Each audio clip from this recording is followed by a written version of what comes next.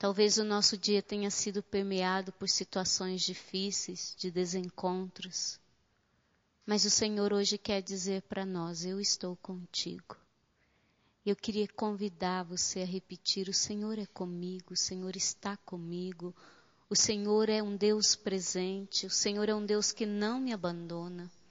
E vá convencendo o seu coração desta verdade, porque hoje a liturgia nos ensina, apesar da minha fraqueza, apesar dos meus erros, apesar dos meus fracassos, mesmo nos meus acertos, o Senhor está comigo.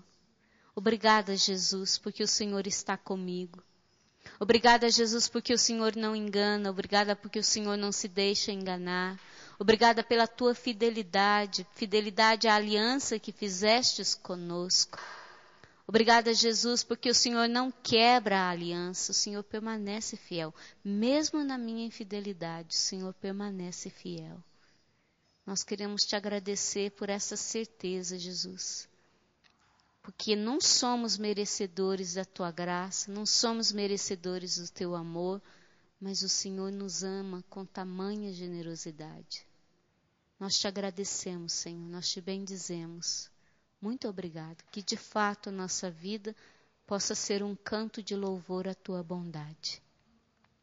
Glória ao Pai, ao Filho e ao Espírito Santo, como era no princípio, agora e sempre. Amém. Em nome do Pai, do Filho e do Espírito Santo. Amém. Semana passada nós estávamos falando da verificação dos elementos que garantiam a verificação da interpretação do carisma, certo?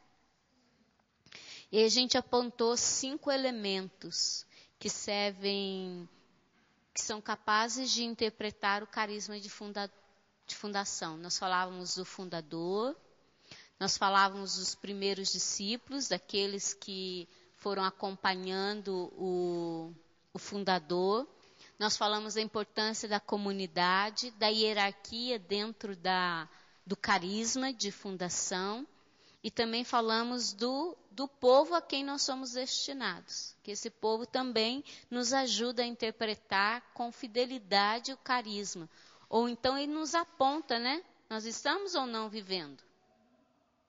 Então isso é importante, esses 5 pontos de observação. O espírito do fundador. Nós recebemos o 2º livro dos nossos documentos.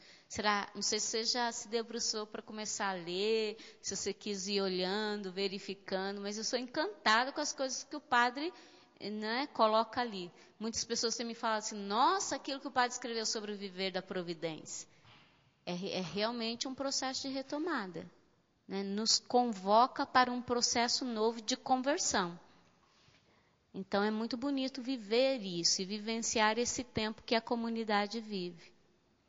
E perceber ali, não é, o próprio dom que Deus foi colocando no coração do nosso fundador. A beleza do carisma que nós recebemos. Depois nós falávamos dos primeiros, não é? Independente da pessoa, mas respeitá-la pela sua fidelidade, né? Porque o sim daqueles que iniciaram sustenta o meu sim de hoje. Assim como o meu sim será fonte de garantia e de sustento para tantos outros que ainda virão. A comunidade, né, reunida, fundador e discípulos, a gente dava o exemplo da graça com o texto da misericórdia e hoje o fundador que declara, a canção nova é Casa da Misericórdia. Eu sou Casa da Misericórdia. Então, eu nem postei, mas existem lá 2 documentos que nos ajudam a compreender bem isso. Que ele, como se diz em minha intuição, do Dom Canção Nova. E esse documento, Entramos no Tempo da Misericórdia, é muito interessante para a gente ir aprofundando aquilo que a própria experiência de como o carisma ele vai sendo traduzido pelo nosso fundador. Uma coisa boa é que o nosso fundador fala muito. Então, eu até recordava semana passada essa experiência, a gente voltar a ouvir as pregações do padre, né? Vocês já começaram? Ótimo. Eu já também. Estou ouvindo ele todo dia, 5 minutos, estou no meio de vós. A hierarquia, né? E o povo cristão. Hoje nós vamos falar dos intentos de interpretação, ou seja, uma metodologia de leitura do carisma que comporta 3 elementos. Primeiro é o histórico. Compreender uma análise histórico-documental dos fatos, palavras, escritos do fundador e da comunidade, especialmente nos tempos da origem. Este intento, tomado por si só, apresenta o risco de perigoso fundamentalismo ideológico, que vê o fundador como modelo estereotipado a quem se imita infrutuosamente nos gestos e nas palavras, tão somente para poder justificar as próprias ações e opiniões. Então, o fator histórico é fundamental, só que eu não posso ter essa visão da dimensão histórica só ali, naquele momento. Senão eu corro no risco do fundamentalismo. A comunidade era boa naquele tempo, hoje ela não é mais boa. Tempo bom foi o meu discipulado, hoje não é mais bom, então tem alguma coisa errada.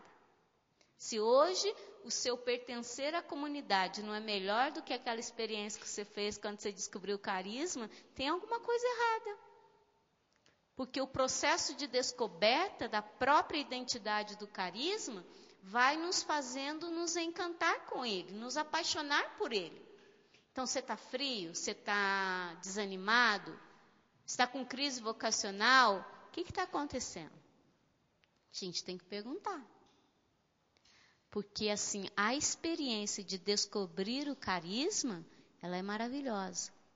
O fator histórico ele é importante, porque ele vai nos revelando a pedagogia com que a providência divina foi agindo e age na história do carisma.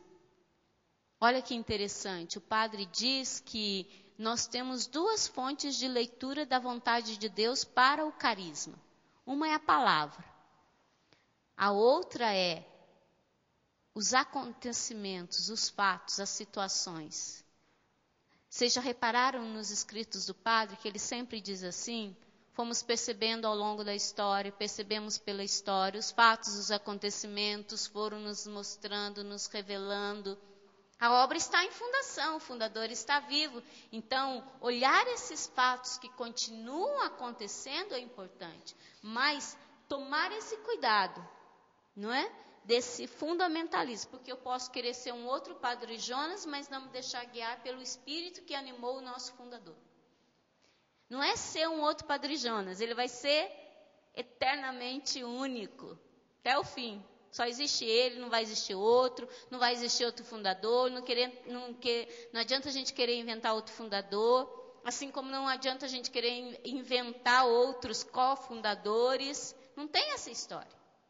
Ele recebeu o dom.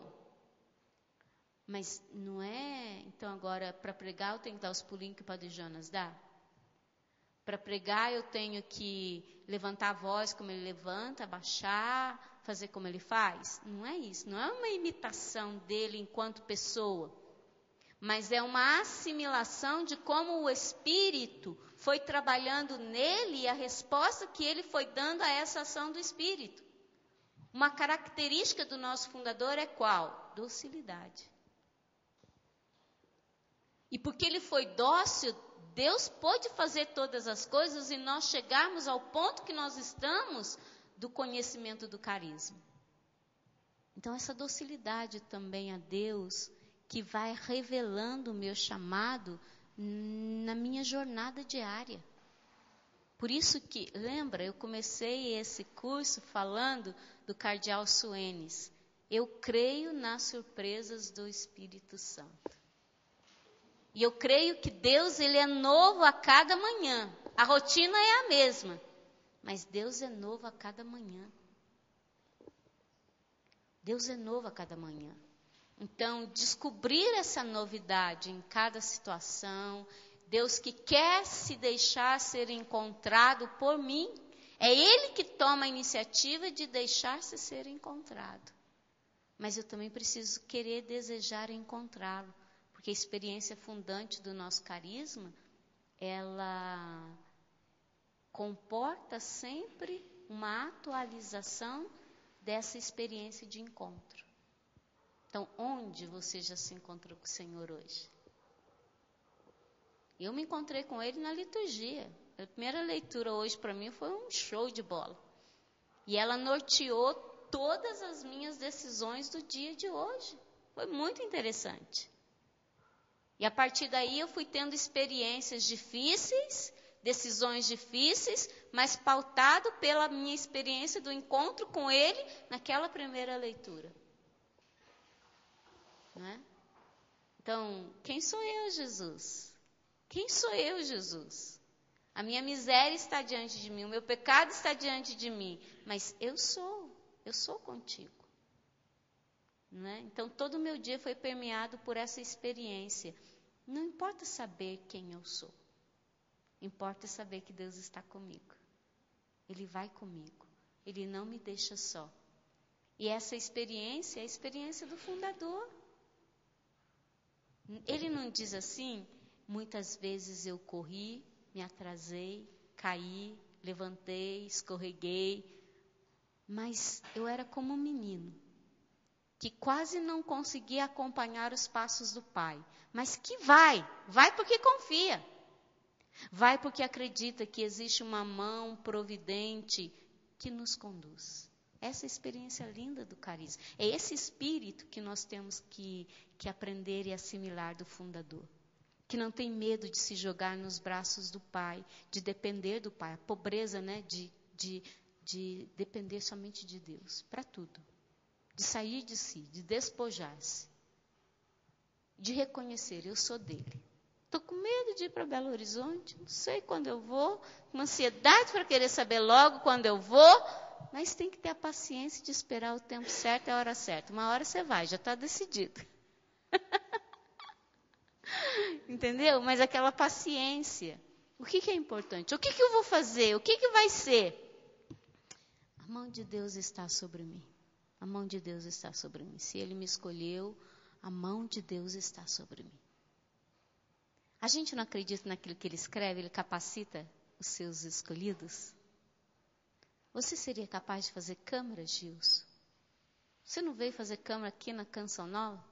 O que você fazia na vida? Trabalhava em loja. Agora foi até para Itália. Fala italiano. Às vezes a gente se esquece da bondade de Deus. A gente olha só para as coisas ruins que vão acontecendo na Canção Nova. Mas como a sua vida já se tornou melhor depois que você veio para a Canção Nova? Como você já se tornou melhor depois que você entrou para a Canção Nova? Olha, eu estou mais bonita, né? Apesar das responsabilidades. Agora até eu falo que eu estou mais bonita. Só para brincar um pouquinho. Não é? Mas como eu sou melhor? Como eu me tornei melhor? Tão barangue eu era, tão brega, tão bicho do mato. Meu Deus, quando eu lembro e olho para trás. Não é? E você, João? Que nem era publicitário. E agora tu é, não é? Pense. Que oportunidade. Quantas coisas. Suas filhas. Se você não tivesse na Canção Nova, você não ia ter suas filhas maravilhosas que você tem. Não é assim? Não ia conhecer a Silvia? Pense. E quantas feridas você trazia nessa área e quantas Deus já curou? Não é verdade? Olha a experiência hoje de estar conduzindo casais de namorados. De ser olhado como uma referência. Não é bonito? Não é gratificante? Poder olhar para eles e dizer assim, olha, não vai por aqui. Eu fui por aqui e eu me ferrei. Desculpa a expressão da palavra. Você pode construir uma história diferente. Então, ser o referencial de que a pessoa pode construir uma história diferente. Isso não é bom? Como isso é bom, gente? Como Deus é bom para conosco. Quanta coisa nós já experimentamos. Quem diria, Fabrício, que você ia andar de avião pela primeira vez indo para Roma? a gente se esquece de cantar a bondade do Senhor. Uma vocação autêntica, já diz o padre Amedeo Cientini, se reconhece pela gratidão do coração. Se vocês tiverem oportunidade, escuta aquela música Gratidão, do CD da Toca de Assis. A letra é maravilhosa. Um coração grato identifica a autenticidade de um chamado.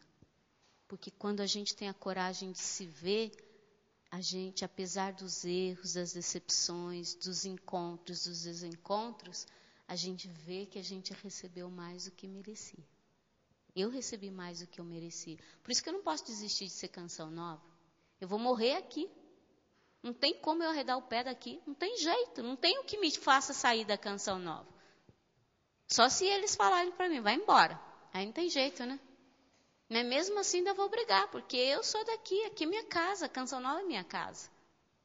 Com tudo que eu vivo, com tudo que eu experimento, não tem outro lugar melhor para mim. Deus me quis aqui.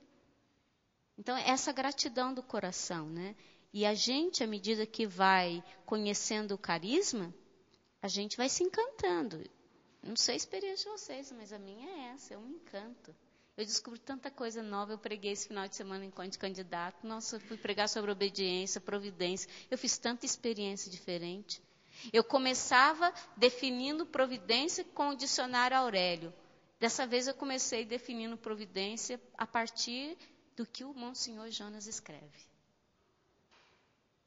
Bonito, né? Já sei definir providência à luz do carisma.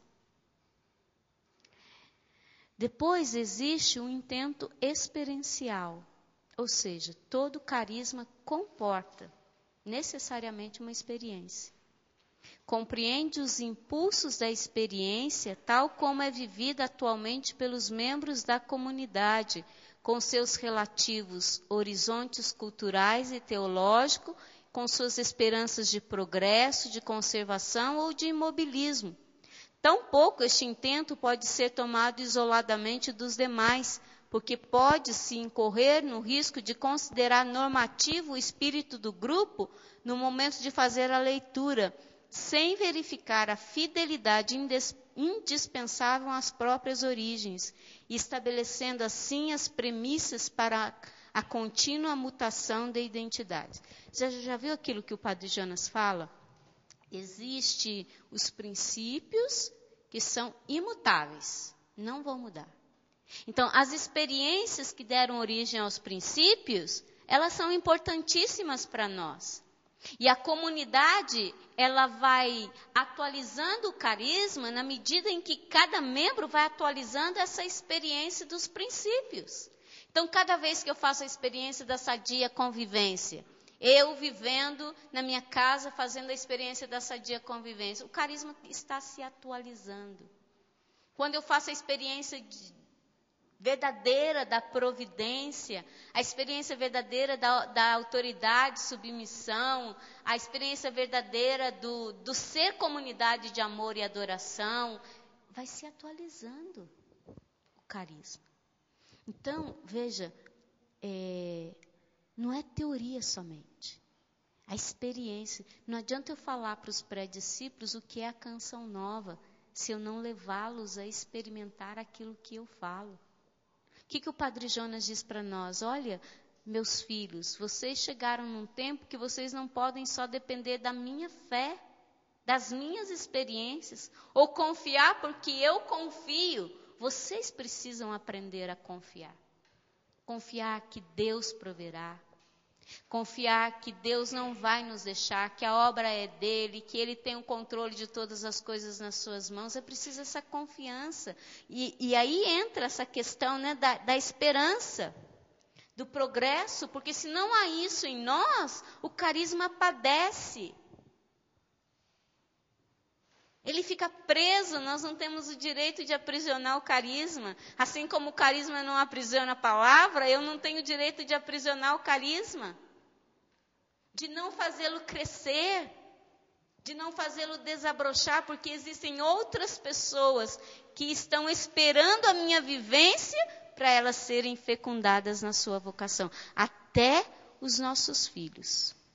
Até os nossos filhos precisam das nossas experiências verdadeiras para que, de fato, eles possam ser fecundados. Você acha que se suas filhas não verem você vivendo, elas não vão querer ser? Mas também se você der um mau exemplo como consagrado para elas, elas vão querer ser? Olha a responsabilidade. Mas é uma responsabilidade pessoal, mas conjunta, de todos nós. Então, também, não se contentar com as experiências já feitas. Porque também na dimensão da experiência, com este ou com aquele princípio, o carisma é inesgotável. Eu não alcanço na sua totalidade. Todo dia ele se faz novo. Eu vivi uma experiência bem bonita com os prédios. Eu fiquei 3 meses falando só dos artigos da Divina Providência.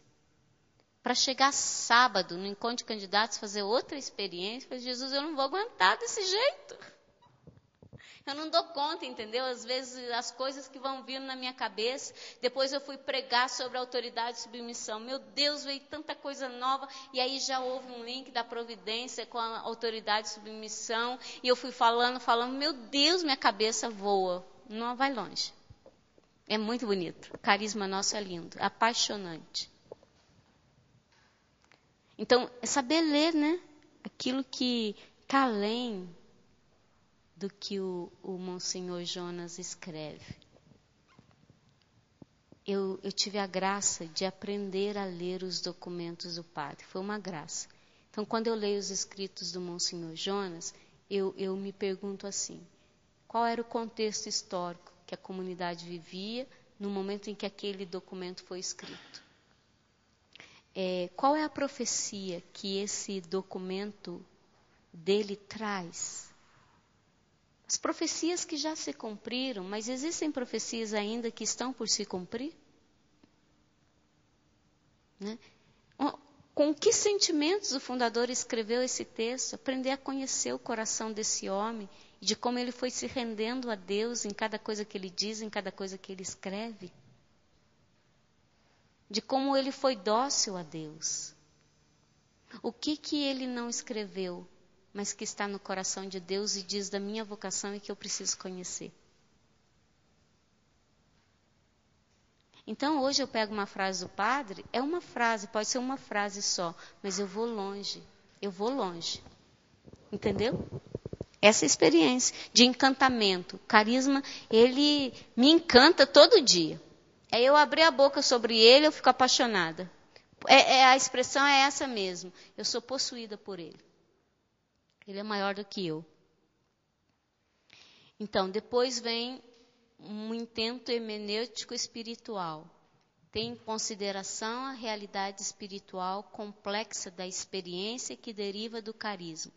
Incorpora os 2 intentos precedentes, o histórico e o experiencial. E intenta chegar em sintonia radical com o espírito do fundador, às intenções fundamentais e ao próprio que caracteriza a aventura originária e comum do espírito, para além das formas históricas através das quais se realizou no tempo. Este último intento de análise é o único que permite descobrir, com visão atenta de fé, tudo aquilo que é pertencente à essência do carisma para inculturar em formas novas a antiga experiência das origens. Olha que bonito. Essa interpretação hermenêutica, né? Aquilo que o padre Ciantini falou na escola de formadores. A base teológica, ela já existe. Mas nós precisamos agora dessa dimensão hermenêutica, né? E aí a gente faz uso das outras ciências, da teologia, da filosofia, da psicologia, da sociologia.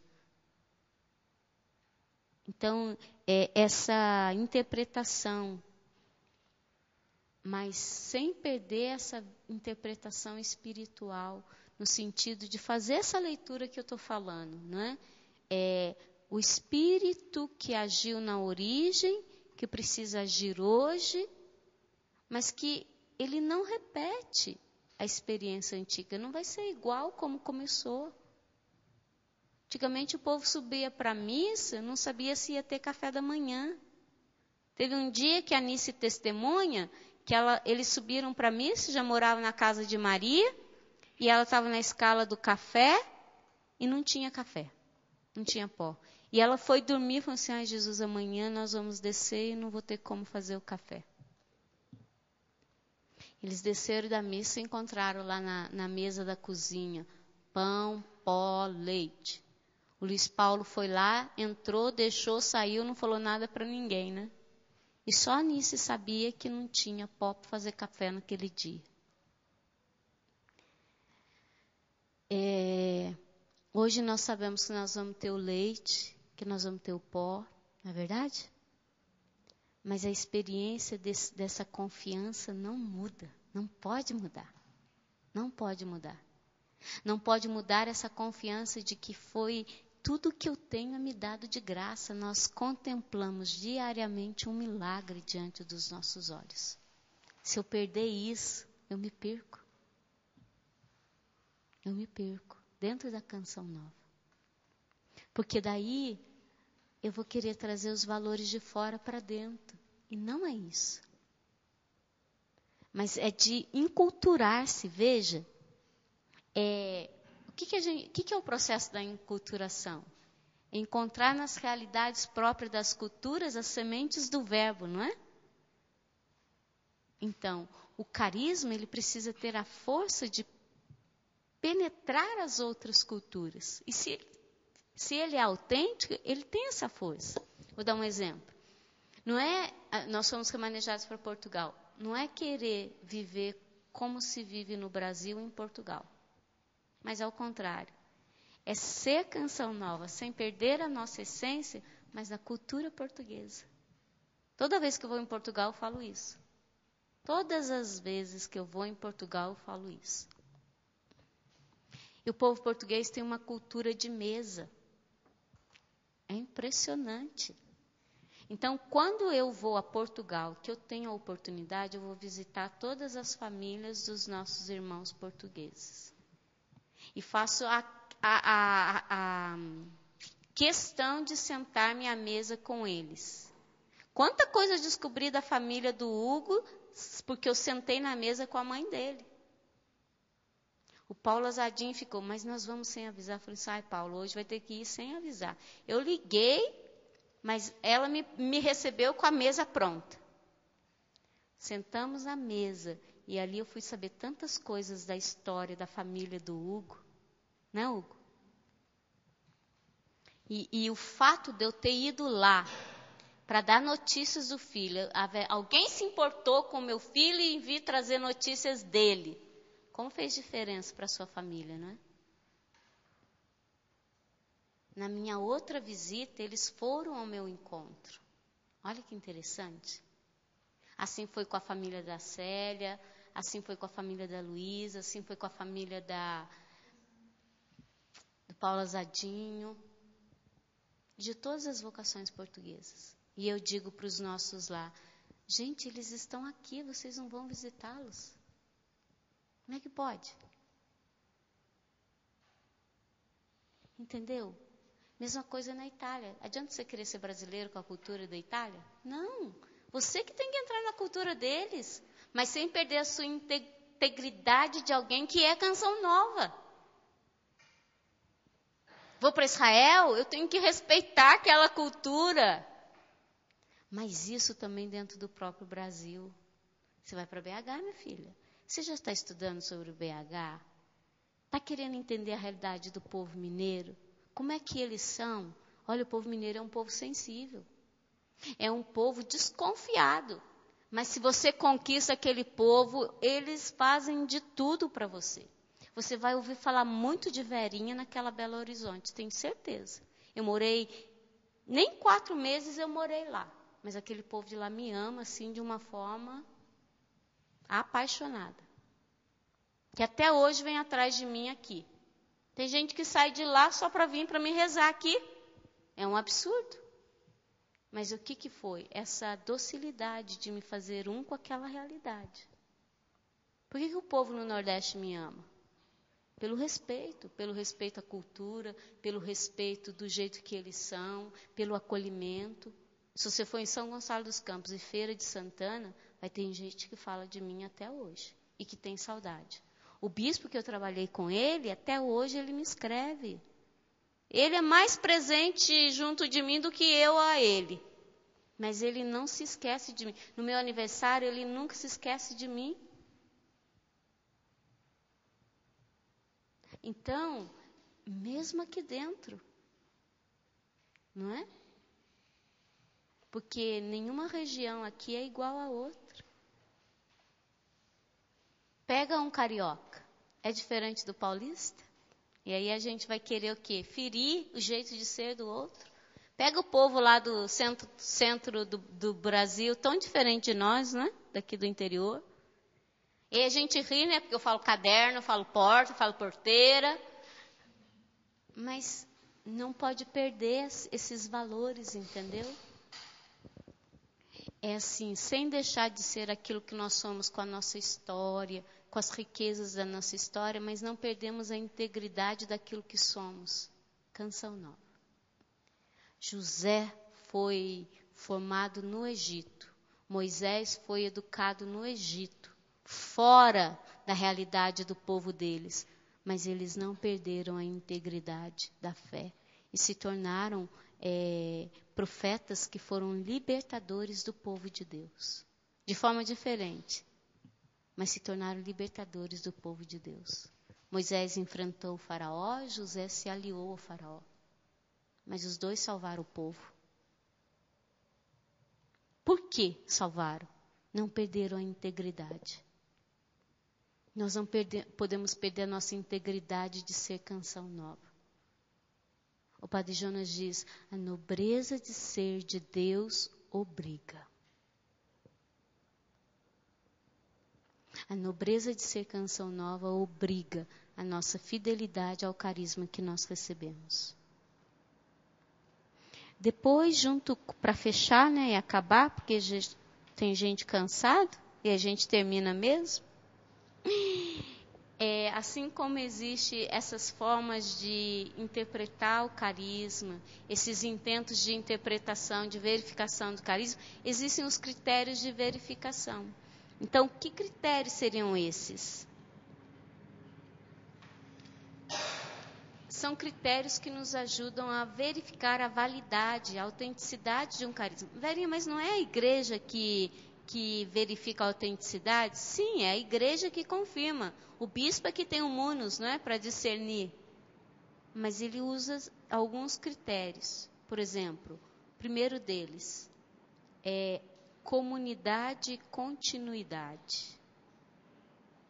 É o primeiro critério que deve conscientizar cada membro do seu dever de realizar com memória eficaz e viva próprio carisma no interior do corpo e da história da comunidade. Sabe aquela coisa que eu ensinei vocês nas jornadas da vida, fazer memória? Já ouviram essa expressão que a Verinha fala? Que não é da Verinha, né? É da teologia, mas fazer memória. É bíblico. O povo fazia memória. O povo que se reunia em comunidade na história de salvação, o povo de Deus, tem continuidade, chega até nós hoje. Um carisma que é comunitário, ele tem que ter continuidade. E se tem continuidade a partir do momento que se faz memória. Comunhão orgânica.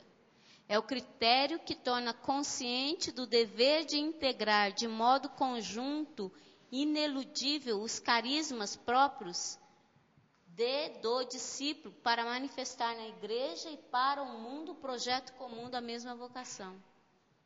Então, o que é isso? Eu não posso querer realizar o meu ministério. Entendeu?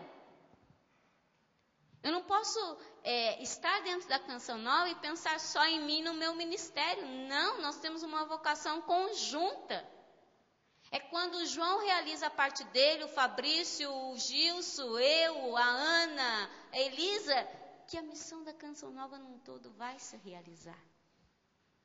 Então isso é muito importante, não perder essa comunhão orgânica. Sabe uma frase maravilhosa do 2º livro dos nossos documentos do padre? Vocês vão ler e vão encontrar ela. Não vou falar em que documento que é, porque senão é injusto. Vocês têm que fazer as experiências. Na Canção Nova, ninguém é bom sozinho. Ninguém é bom sozinho. Adianta você ser um bom câmara se não tiver um bom editor? Adianta você ser um bom câmera, mas não ter uma produção que te sustente atrás? Uma direção? Para se trabalhar em TV, não tem que se trabalhar em equipe? Para ser comunidade, a gente precisa ser um por todos e todos por um. Ninguém é bom sozinho na Canção Nova. Não adianta. Eu posso ser a melhor formadora da Canção Nova. Se eu não tiver uma equipe, eu não sou uma formadora que preste. Eu posso ser uma boa formadora, mas se você não quer se deixar ser formado, eu não tenho valor. Não adianta. Até para isso eu preciso. A gente tem que estar em comunhão. Posso ter um plano maravilhoso para os pré-discípulos, mas se eles não quiserem se deixar ser formados, não acontece. Não é assim no discipulado? É assim. Nós somos um corpo. Adaptação dinâmica. Este critério permite compreender os novos caminhos de enculturação do carisma, não como simples reprodução do passado, mas como enraizamento pleno na origem, que há de se adaptar às condições mutáveis dos sinais dos tempos e das novas expectativas do Espírito. O para quê não muda. De uma forma mais simples para a gente entender. O para quê não muda, o como muda. Os princípios não mudam. O como se vive os princípios se adapta ao tempo. Projeto de vida 1. Só você pegar lá, o padre explica isso bem direitinho. Depois, a criatividade carismática. Não é uma criatividade esse curso? Como é que ele nasceu? Nasceu num dia, num jantar, na mesa, na casa do João Mariano. Lembra, João? Tudo bem que ele não foi fiel, mas eu fui fiel. Estou aqui, ó. Então, essa criatividade carismática, longe de ser o critério de reformulação contínua, mostra a fecundidade do grupo ao se reapropriar sem interrupção o espírito do carisma fundante, com capacidade de atrair ainda, com entusiasmo e arrojo, novos homens do próprio tempo. E aí entra uma coisa que a igreja também usa. A fecundidade de um carisma se reconhece pela fecundidade das vocações. Seríssimo isso. Esses critérios complementarmente verificam comunidades antigas e novas na prossecução de sua aventura espiritual, do seu ser ou não ser, profecia e parábola viva para o seu tempo, em sintonia com os próprios fundadores, vanguardas históricas e proféticas do Espírito. Então veja, tudo isso é essencial para que a gente possa reconhecer esse carisma, ele é de Deus, vem do Espírito, não tem como negar.